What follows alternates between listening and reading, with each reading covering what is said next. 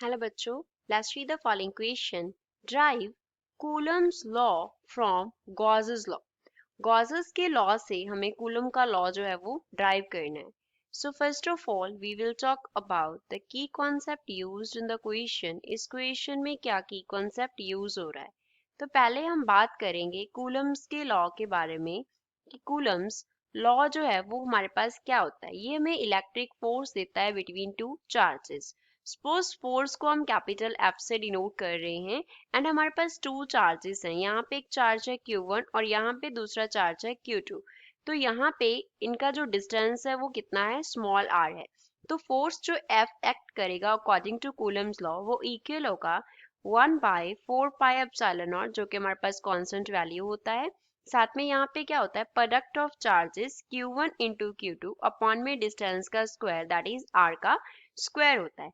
तो ये लॉ को हमें ड्राइव करना है फ्रॉम द गॉसेस लॉ. तो गॉसेस लॉ का स्टेटमेंट क्या होता है, Gauss's law. According to Gauss's law electric fields का जो सरफेस इंटीग्रल है E vector dot ds vector over a closed surface वो हमारे पास किसके इक्वल होता है, चार्ज कितना इंक्लोज्ड है सरफेस में अपॉन में एप्सिलॉन नॉट. अब एप्सिलॉन नॉट क्या डिनोट करता है, ये डिनोट करता है परमिटिविटी को. Epsilon not here denotes permittivity. तो सपोज हमारे पास ये Q1 चार्ज है, इसके अराउंड इस तरीके से हमने क्लोज सरफेस जो है वो ड्रॉ कर लिया.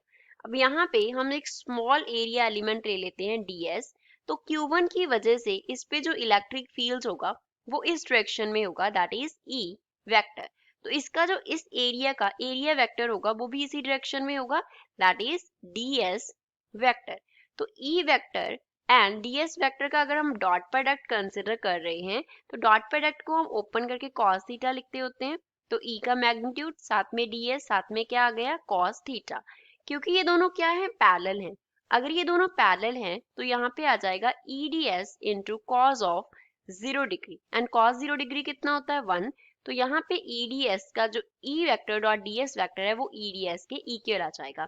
तो अब गॉसेस लॉ को फर्दर सॉल्व करते हैं for driving the Coulomb's law.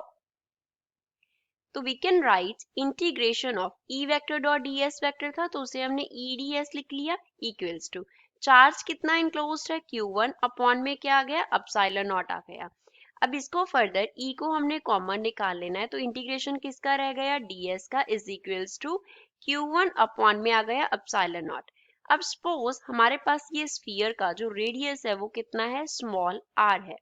अगर इसका रेडियस स्मॉल r है तो सरफेस इंटीग्रल अगर हम कर रहे हैं तो ये किसकी इक्वल हो जाएगा, एरिया का इंटीग्रेशन जो है वो 4πr² की इक्वल हो जाएगा equals to Q1 upon epsilon naught हो गया. तो यहाँ से जो इलेक्ट्रिक फील्ड है उसका वैल्यू कितना आ गया, 1/4π को एप्सिलॉन नॉट के साथ लिख लिया, साथ में आ गया Q1 अपॉन r का square. Consider it equation number 1. Now suppose कि इस पोजीशन पे हमारे पास Q2 चार्ज था जो प्रेजेंट था. तो Q1 की वजह से Q2 के ऊपर कितना फोर्स एक्ट करेगा, फोर्स ऑन Q2 F वो किसके इक्वल होगा, Q2 जो चार्ज है टेस्ट चार्ज है, साथ में क्या प्रोडक्ट कर देंगे हम, इलेक्ट्रिक फील्ड का प्रोडक्ट कर देंगे. जो इलेक्ट्रिक फील्ड है वो कौन प्रोड्यूस कर रहा है, Q1 प्रोड्यूस कर रहा है. तो यहाँ पे फर्स्ट इक्वेशन यूज कर लेते हैं.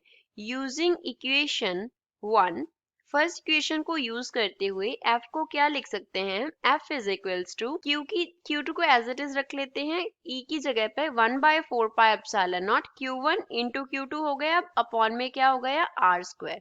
तो यही हमारे पास क्या था, कूलम्स लॉ था. तो गॉसेस लॉ यूज करते हुए हमने क्या ड्राइव किया, कूलम्स लॉ.